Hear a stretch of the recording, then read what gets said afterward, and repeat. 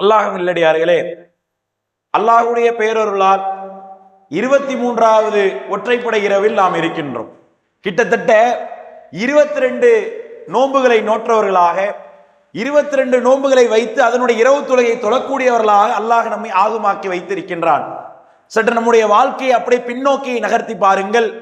இந்த 22 நோன்புகள் நமக்கு கொடுத்த மிகப்பெரிய ஒரு பாடம் என்ன? எல்லா மக்களும் தன்னை சுய பரிசோதனை செய்து பார்ப்பதற்கு கடமைப்பட்ட மக்களாக இருக்கின்றோம். அல்லாஹ் நமக்கு திருமறையிலே சொல்லி காட்டுகின்றான், யா அய்யுஹல்லதீன ஆமனு, மூமின்களே, அலைக்கும் அன்ஃபுஸிக்கும், உங்களை நீங்களே பரிசோதனை செய்து பாருங்கள். உங்களை நீங்களே பரிசோதித்து பார்த்தால் மா எதுர்ருன மந்தல்ல இததைத்தும், உங்களை நீங்களே பரிசோதனை செய்து பார்த்தால் உங்களை வழிகெடுக்க யார் இருக்கிறார்? அல்லாஹ் திருமறையில் கேள்வியாகவே வைக்கின்றான். என்ன நாம் முதல்ல பரிசோதனை செஞ்சு பார்க்கணும். ரமலான்ல இந்த சுய பரிசோதனை என்று சொல்லக்கூடிய ஒரு அமல் பிரதானமானதாக நமக்கு இருக்க வேண்டும். ரமலானுடைய மாதத்துல கொடுக்காத மக்கள் கூட, அள்ளி தராத மக்கள் கூட இந்த மாதத்திலே வயிறு நிறைய தரக்கூடிய அளவிற்கு, பரக்கத்தை மக்களிடத்திலே கொப்பளிக்கக்கூடிய அளவிற்கு இந்த மாதத்திலே தர்மத்தை மேற்கொள்ளக்கூடிய மக்களாக இருப்போம்.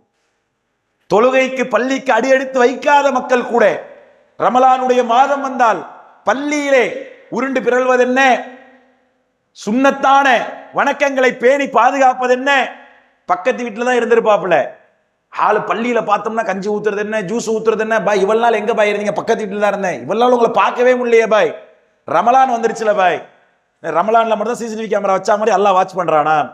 ரமலான் கடந்து விட்டால், பெருநாள் தொழுகையை முடித்து விட்டு திடலை விட்டு வலது காலை எடுத்து விட்டு வெளியே வந்து விட்டால், அதற்கு அப்புறம் பள்ளியில லொகருக்கு வக்துக்கு ஆளை காணும்.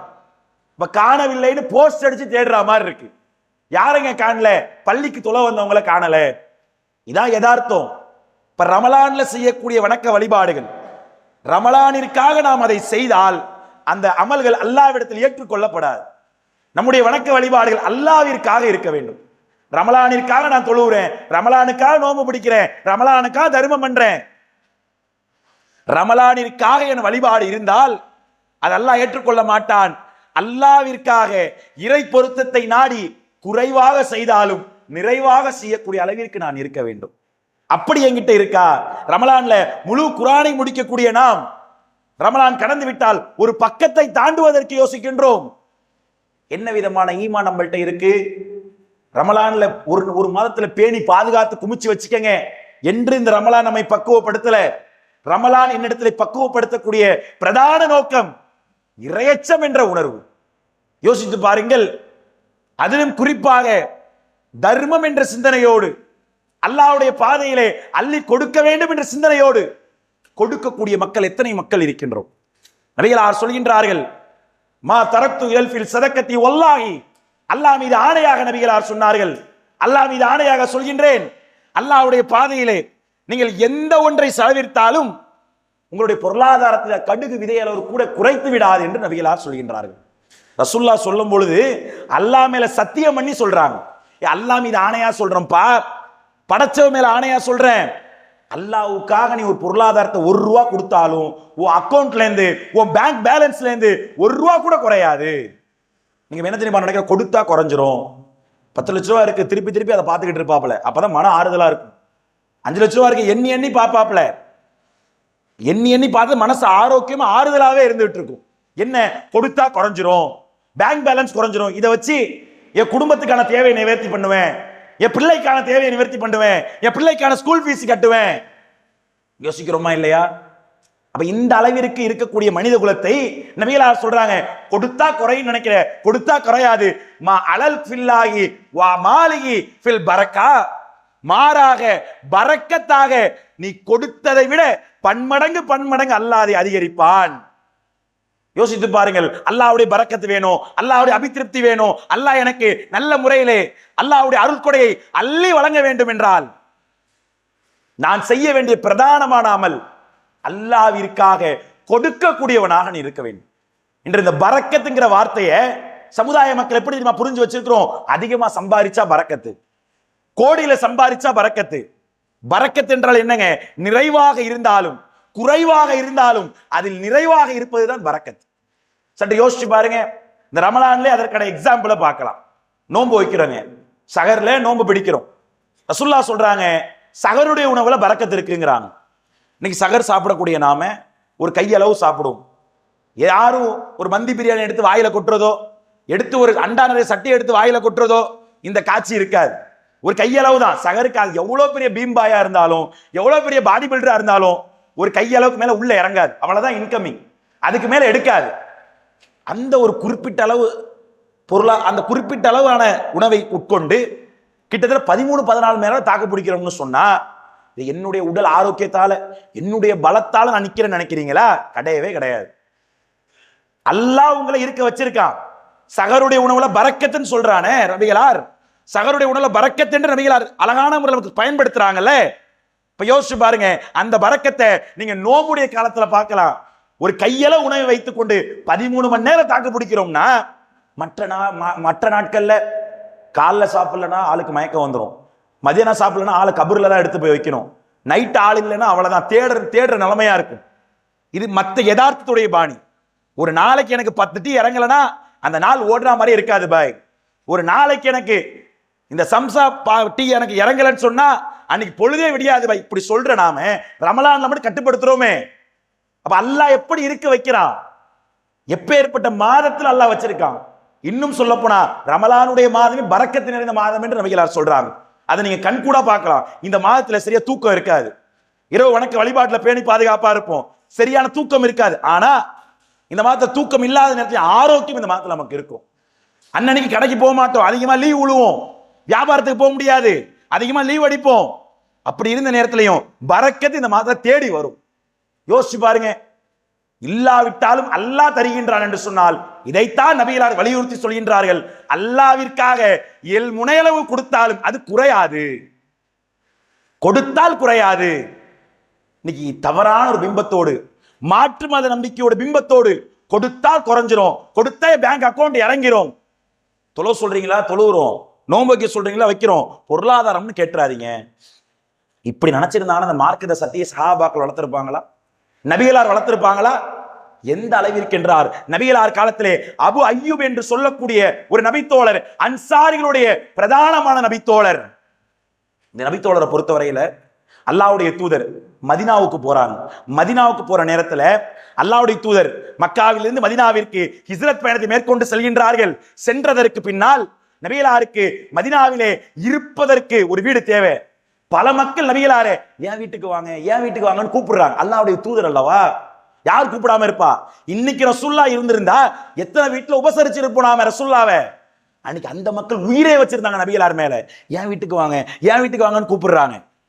அப்படி கூப்பிடக்கூடிய நேரத்துல என்ன ஆகுதுன்னு சொன்னா, ரசூல்லா சொல்றாங்க, எப்பா எல்லா வீட்டுக்கெல்லாம் வர முடியாது, இந்த ஒட்டகம் இருக்கு, இது போய் நிக்கட்டும், அது போய் உட்காரட்டும் எந்த வீட்லயோ, அதுதான் என் வீடு, அங்க நான் தங்கிக்கிறேன், அது அல்லாஹ்வுடைய முடிவுன்றாங்க. இந்த ஒட்டகம் கரெக்டா அபு அய்யூப் அல் அன்சாரி அல்லாஹ்வுடைய வீட்டுல போய் உட்காரு. உட்கார்ந்தவனே அல்லாஹ்வுடைய தூதர் அந்த வீட்டுக்கு போறாங்க. அவர் வீடு 2 தளம் இருந்துச்சு, ஒன்னு கீழ்த்தளம், ஒன்னு மேல் தளம். ரசூல்லா சொல்றாங்க, எப்பா நான் கீழ்த்தளத்துல தங்கிக்கிறேன், நீ மேல் தளத்துல தங்கிக்கோ. என்ன பார்க்கிற வர மக்கள் இருப்பாங்க, வயது முதிர்ந்தவங்க இருப்பாங்க, அவங்க மேலெல்லாம் வர முடியாது, அவங்க கீழே வந்துகிட்டோம், நீ மேல் தளத்துல தங்கிக்கோ. ஆனா அந்த அபு அய்யூப் அல் அன்சாரி ரலியல்லாஹு அவர்களுக்கு ஒரு தயக்கம். என்ன தயக்கம்னா, என்னடா இது, ரசூல்லா கீழே இருக்கும்போது நம்ம மேல இருக்கிறோமே, ரசூல்லா கீழே இருக்கும்போது நம்ம மேல நடந்து போறோமே, அவர் நபி மேல ஏறி நடக்கிற அளவுக்கு மாதிரி அவர் யோசிக்கிறார். அது மார்க்கத்துல இல்ல. ஆனா நபிகளாரை அவர்கள் நேசித்த அந்த உணர்வு, அந்த வெளிப்பாடு எவ்வாறு காட்சி அளித்தது. அவர் நடக்க மாட்டாரு, ஊறி ஊறி போவார். மனைவியை ஊறி ஊறி வர சொல்லுவார். ரசூல்லா கீழே இருப்பாங்க, நீ நடக்காத, நமக்கு அச்சமா இருக்கும்பாங்க. நபித்தோழருடைய பேணுதல் அந்த அளவுக்கு இருந்துச்சு. அது மார்க்கம் இல்ல, பேணுதலுடைய உச்சாணி கொம்புல இருந்தாங்க. அப்ப கூட அந்த அபு அய்யூப் அன்சாரி ரசூலுல்லாஹ் சொல்ற, அல்லாஹ்வுடைய தூதரே நான் உங்கள்கிட்ட கெஞ்சி கேட்கிறேன், நீங்க மேல இருங்க, நான் கீழே இருக்கிறேன், என்னால உங்க மேல நடக்கிற மாதிரிலாம் கற்பனை பண்ண முடியல. அப்ப ரசூலுல்லாஹ் சொல்லுவாங்க, இல்லப்பா என்ன பார்க்கிற வர மக்கள் இருப்பாங்கப்பா, எப்படிப்பா நான் மேல இருக்க முடியும்? இல்ல அல்லாஹ்வுடைய தூதர் எனக்காக இருங்க. அப்போ இல்ல முடியாதுங்கிற அல்லாஹ்வுடைய தூதர். அந்த அபு அய்யூப் அல் அன்சாரி பூர்வீக வீடு, அந்த வீடு தான் ஒற்றை வீடு தான் அவர்கிட்ட இருக்கு. அந்த அபு அய்யூப் அல் அன்சாரிக்கு ஒற்றை வீடு தான் இருக்கு. அவர் என்ன பண்றாருன்னு சொன்னா, அல்லாஹ்வுடைய தூதரே எனக்கு நிலையான ஒரு தர்மம் தேவை, நான் மௌத்தா போனாலும், நான் கபருக்குள்ள போனாலும் எனக்கு கபூர்லையும் அல்லாஹ்வுடைய நியாமத்துகள், அல்லாஹ்வுடைய அமல்கள், அல்லாஹ் எனக்கு தரக்கூடிய நன்மை குவியல்களை நான் அள்ள வேண்டும். அதற்காக இந்த வீட்டையே அல்லாஹ்வுக்காக உங்கள்கிட்ட ஒப்படைக்கிறேன். இந்த வீட்டை நீங்க எப்படி பயன்படுத்தினோ பயன்படுத்திங்க. இது நான் அல்லாஹ்விற்காக உங்களிடத்திலே வக்ஃப் செய்கின்றேன் என்று சொல்கின்றார். அப்புறம் ரசூல் ஸல்லல்லாஹு அலைஹி வஸல்லம் அவர்கள் யாருடைய பொருளாதாரத்துக்கு ஆசைப்பட மாட்டாங்க. இன்னைக்கு நம்மள இருந்தா கிடைச்ச வரைக்கும் லாபடா, நவுத்தி போண்டா, மேல ஒரு காம்ப்ளெக்ஸ் கட்டி இடிச்சிட்டு பங்களாவை கட்டி யோசிப்போம். ரசூலுல்லாஹ் என்ன தெரியுமா பண்ணாங்க?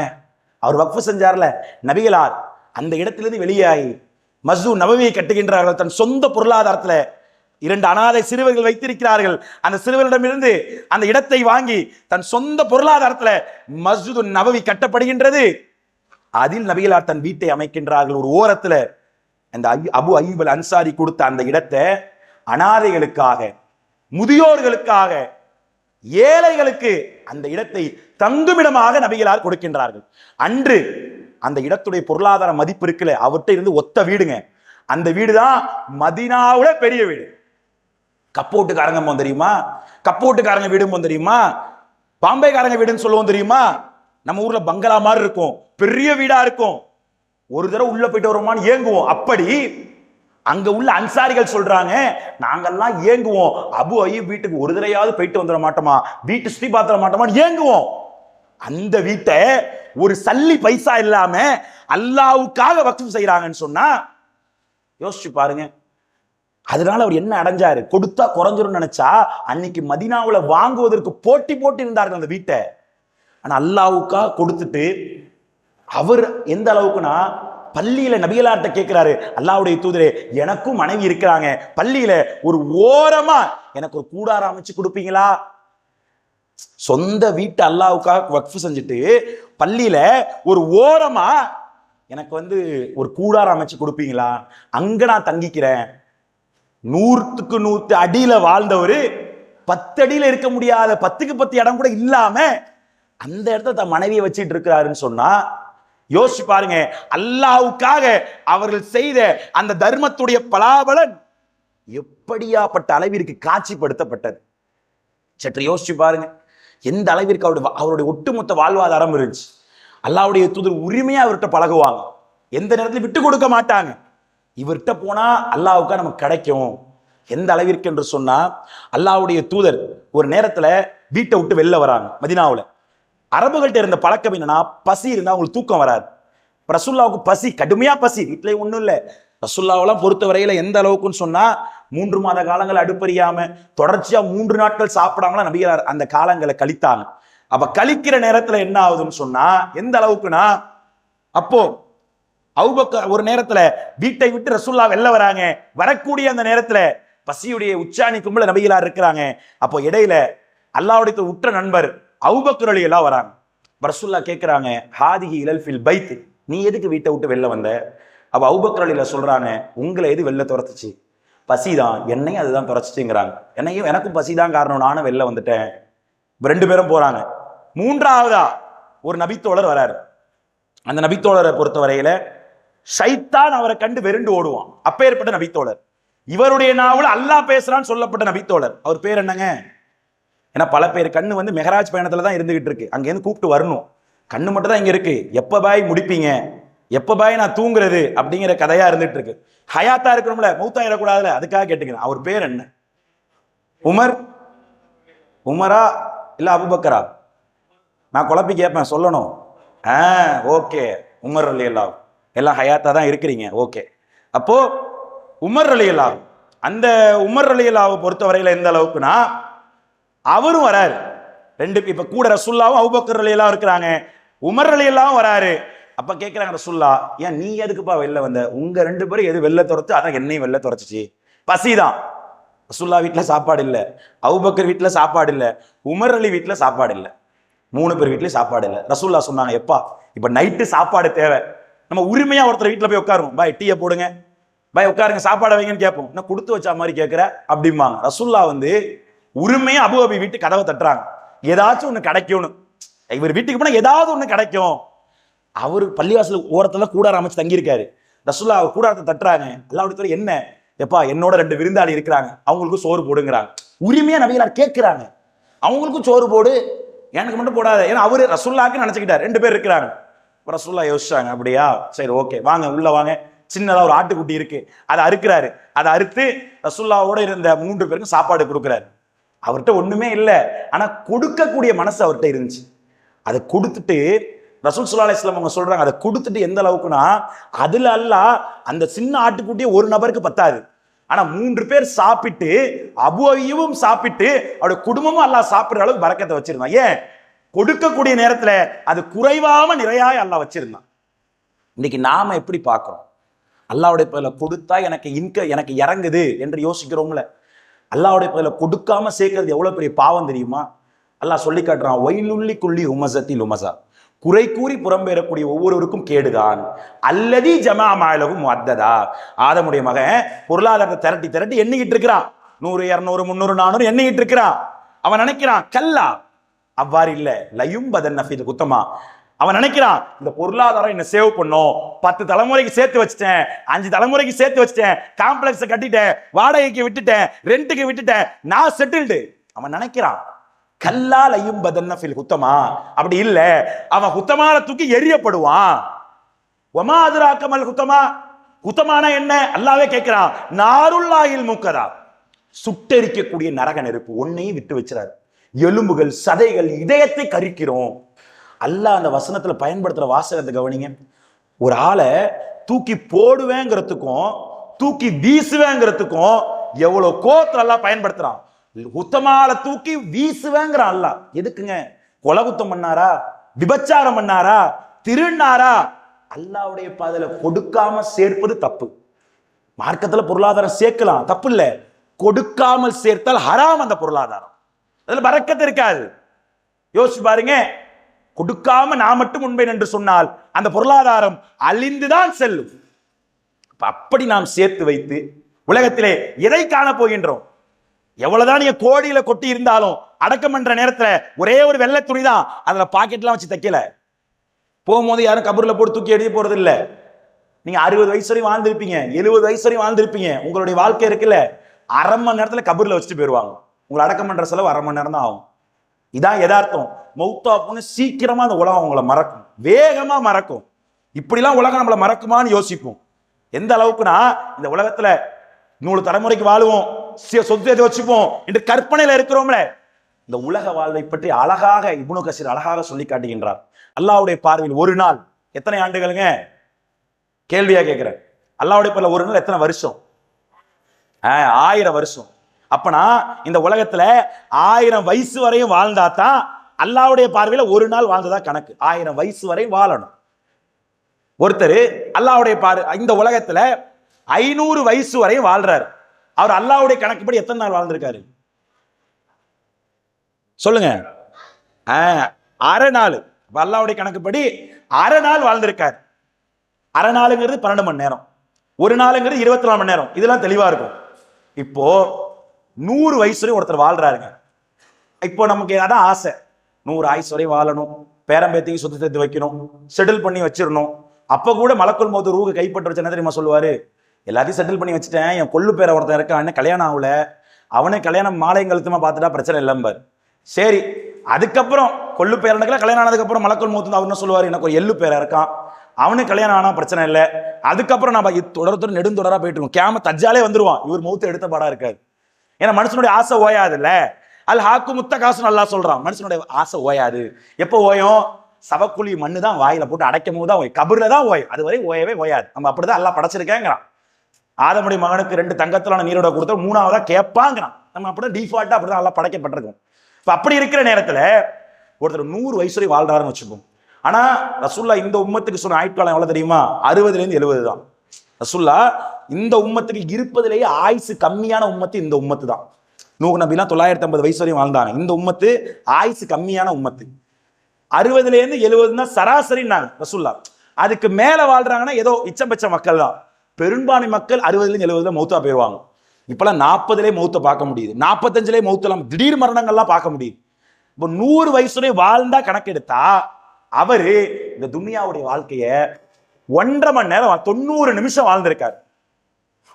90 நிமிஷம் 1.5 மணி நேரம். அதுல அரை மணி நேரம் தூக்கத்துக்கு போயிரும், அரை மணி நேரம் தூக்கத்துக்கு போயிரும். மீதமுள்ள 1 மணி நேர துனியாவுடைய வாழ்க்கை தான் உங்களுக்கு எனக்கும். இந்த 1 மணி நேர துனியா வாழ்க்கைங்கிறது பயான கேட்டோம், கடந்தோம், தொழுதோம், டீயை குடிச்சோம், சாப்பிட்டோம், படுத்தோம், முடிஞ்சிருச்சு. சொடக்கு போறதுக்குள்ள ஓடி போயிடும். நாளைக்கு இப்படிதான் மறுமையில நம்ம பேசிப்போம், மறுமையில எந்திரிச்சு பார்ப்போம். நம்ம என்ன அந்த துனியால என்ன ஒரு நாள் வாழ்ந்திருப்போமா? ஏம்பாவா ஒரு நாளுங்கிறிய? ஒரு நாள்லாம் இருக்காது, அரை நாள் வாழ்ந்திருப்போம். இன்னொருத்தர் சொல்லுவாரு, காலா நம்மளுக்கும் சல்லின வாயிலா, அரை நாள்லாம் இருக்காதுங்க, சில நேரங்கள் வாழ்ந்திருப்போம். இமாம் இப்னு கசீர் 1 மணி நேரம் தான் துனியாவுடைய ஒரு 100 வயசு வரையும் வாழ்ந்தாதான் இந்த கணக்கு, வாழலன்னா இந்த கணக்கு இல்லை. 100 வயசு வரையும் வாழ்ந்தாதான் இந்த கணக்கை தவிர வாழலன்னா இந்த கணக்கு இல்லை. யோசிச்சு பாருங்க, இதுல என்னத்தங்க நான் சேர்த்து வச்சுட்டு கொண்டு போறேன்? எனக்கு எப்படி தெரியுமா போயிடுச்சு? ஒண்ணும் இல்லை. நம்ம ஈமான் எப்படின்னு இதுலயே பாத்துடலாம். இப்போ நோன்பு காலமா இருக்கு, பள்ளியில ஜும்மா வாலி வசூல் நடக்கும். பள்ளியில ஜும்மா வாலி வசூல் நடக்கிற நேரத்துல நோன்பு வச்சு கலக்கமா இருக்கும். ஆள் எப்படா ஜும்மா முடியுதுன்னு யோசிப்பாரு, அந்த அளவுக்கு இருக்கும். இப்ப அப்படி இருக்கிற நேரத்துல ஒருத்தர் ஜும்மா வாலி வசூல்ல 50 ரூபா நோட்டு உள்ள போடுறதுக்கு பதிலா நோட்டு மாறி 500 நோட்டை உள்ள போட்டார். வீட்டுக்கு போய் நிம்மதியா இருப்பாருன்னு நினைக்கிறீங்க? அவ்வளவுதான். எப்படா கேட்கறது? நோட்டு வேற மாறி போயிடுச்சு. எப்படி கேட்டா திட்டுவாங்க, மேலையும் பார்ப்பாங்க.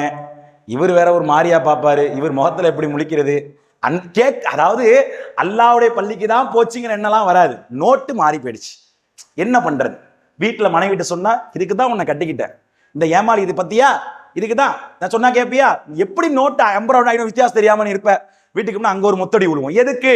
சொல்லாமலே ஆள் மனவேதனையோட அன்னைக்கு ஓட்டுவார். 500 ரூபா போச்சு பாவா, அல்லாவுடைய பள்ளிக்கு தான் போச்சு, அதெல்லாம் தெரியல, 500 ரூபா போச்சு.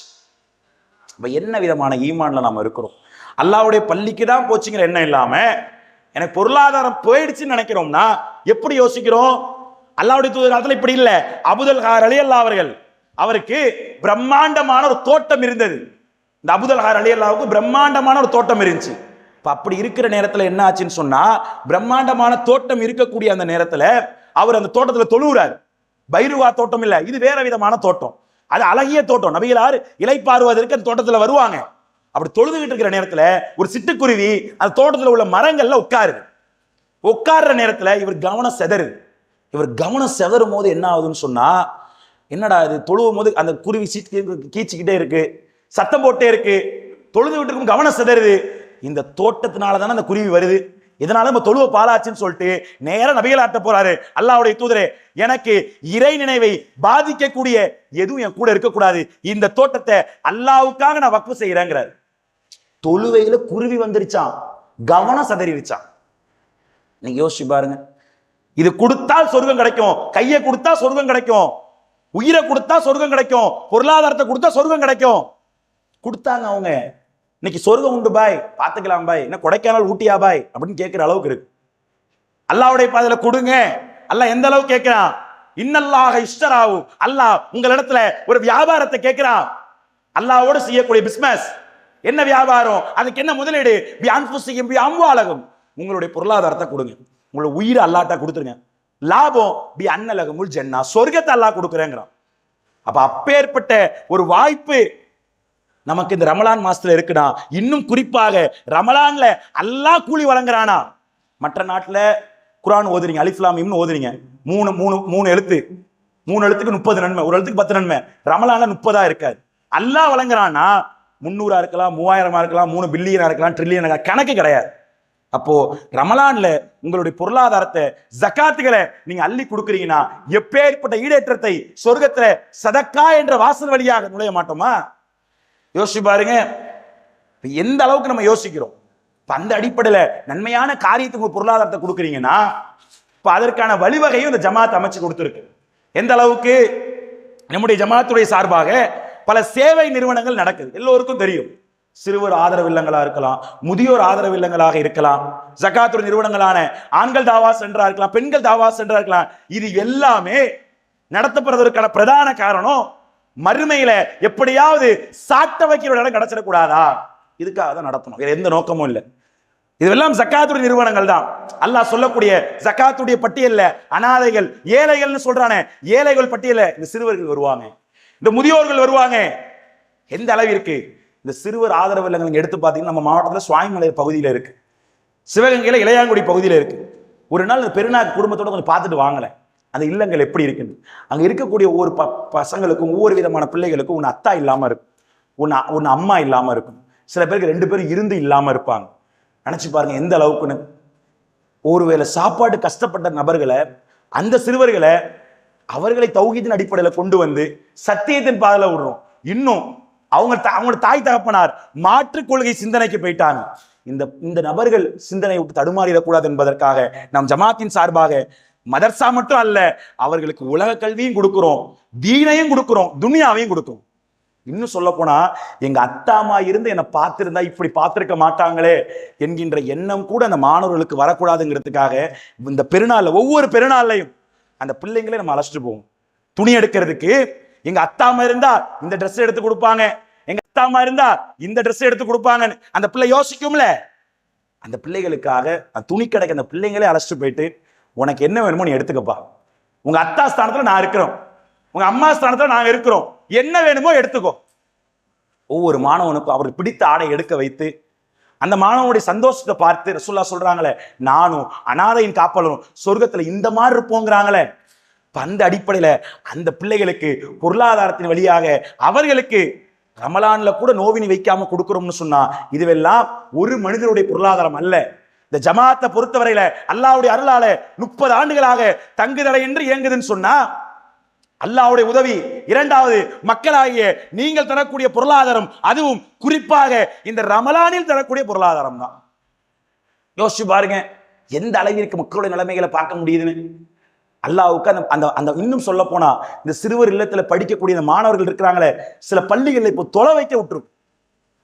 ஹாஃபிஸ் 5 ஜூஸ் 10 ஜூஸ் மனனம் செய்த மாணவர்கள் சில கிளைகள்ல தொழு வைக்கிறாங்க. வயசை பார்த்தா 10 வயசு 7 வயசு 11 வயசு 8 வயசு.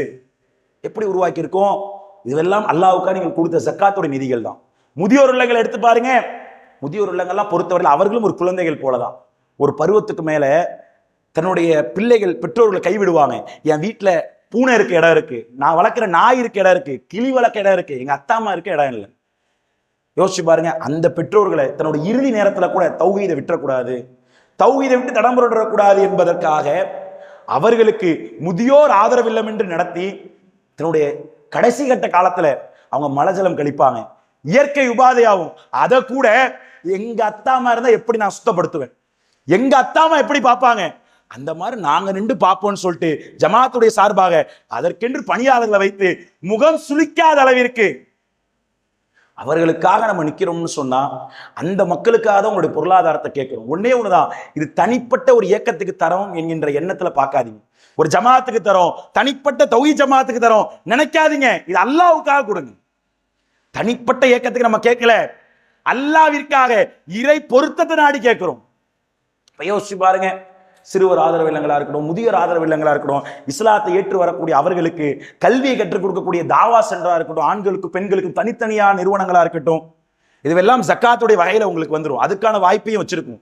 சதக்கத்துல் ஜாரியா என்ற அடிப்படையில நீங்க கபருக்கு போனாலும், எப்படி அபு அய்யூப் அல் அன்சாரி என்று சொல்லக்கூடிய நபித்தோழர் மரணித்தாலும் கபூர்ல அவர் கொடுத்த வீட்டுக்காக இன்னைக்கு நன்மை போயிட்டு இருக்கும். இன்னைக்கும் அவர் கொடுத்த வீடு சிறுவர்களுக்கான அனாதை இல்லமாக மதினாவிலே அபு அய்யூப் என்ற பெயரில் தொடங்கப்பட்டு இருக்கு. அவர் மௌத்தா போய் 1004 வருஷம் ஆகுது. நம்ம என்னங்க வக்ஃபு செஞ்சோம் அல்லாஹ்வுக்காக? மௌத்தா போகும்போது இது சதக்கத்துல் ஜாரியா ஏதோ வக்ஃபு செஞ்சோம். அந்த வாய்ப்பு, பொன்னான வாய்ப்பு இந்த ரமலான்ல வந்திருக்கு. எம்ஐசி போன்ற இஸ்லாமிய கல்லூரிகளா இருக்கலாம், ஹிஃப்லு மதர்சாக்களா இருக்கலாம். இந்த எம்ஐசி எல்லாம் பொறுத்தவரை 2000 ஆண்டு துவங்கப்பட்டுச்சு. 2000 ஆண்டு இந்த எம்ஐசி மதர்சா கடையனுள்ள தொடங்கப்பட்டுச்சு. தௌஹீதை ஏற்று மதுகபுகளையும் செடியையும் கொடியையும் வணங்கி கொண்டிருந்த மக்களிடத்துல தௌஹீதை சொல்வதற்காக, ஆலிம்களை உருவாக்குவதற்காக இந்த மதர்சா துவங்கப்பட்டுச்சு. இன்னைக்கு வரைக்கும் அதுல படிக்கிற மாணவர்கிட்ட சல்லி பைசா வசூல் பண்றது இல்ல. இன்னும் கூடுதலா அவர்களுக்கு டிகிரி படிப்பை ஏற்பாடு பண்ணி கொடுக்கிறோம், உலக தரத்தையும் கொடுக்கிறோம், மார்க்க தரத்தையும் கொடுக்கிறோம். இப்படி கொடுத்து அவர்களுக்கு மறுமை சிந்தனையை ஊட்டி தாவா களத்துல பயணிக்க வைக்கிறோம். அந்த நபர்கள் பேசக்கூடிய ஒவ்வொரு விதமான நன்மைக்கு, ஒவ்வொரு விதமான செய்யக்கூடிய பயான்களுக்கும் நீங்க அந்த அந்த வகைக்கு ஒரு 10 ரூபா கொடுத்திருப்பீங்க, 5 ரூபா கொடுத்திருப்பீங்க.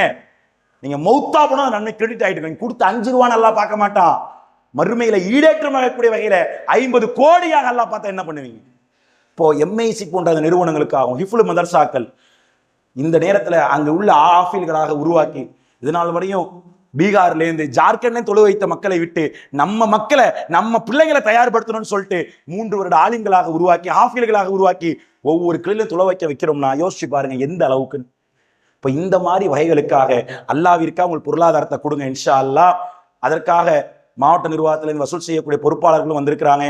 அப்போ இல்லைனா கூட இப்ப நான் கொண்டு வரல அப்படின்னு இருந்தா கூட பரிந்துரை செய்து உங்களால முடிஞ்சு கை காட்டுவீங்களே, இவர்கிட்ட இருக்கு நான் வாங்கி தரேன், பொறுப்பெடுப்பீங்களே. அங்க இருக்கக்கூடிய ஒவ்வொரு பிள்ளை என் பிள்ளை, அங்க இருக்கிற முதியோர்கள் எங்க அத்தா, என் பிள்ளைங்க இருக்கு, நான் இப்ப நிப்பீங்களே, அந்த மாதிரி நல்ல பரிந்துரை சொர்க்கத்திற்கான எடுத்துக்காட்டாக இருக்கும் என்ற உயரிய நோக்கத்திலே அல்லாவிற்காக உங்கள் பொருளாதாரத்தை அள்ளி வழங்கக்கூடிய நல்ல மக்களாக வல்ல நாயகன் நம்மை ஆக்குவான் என்று கூறி என் உரை நிறைவு செய்கின்றேன். வாஹிர் ரப்பில் ஆலமீன்.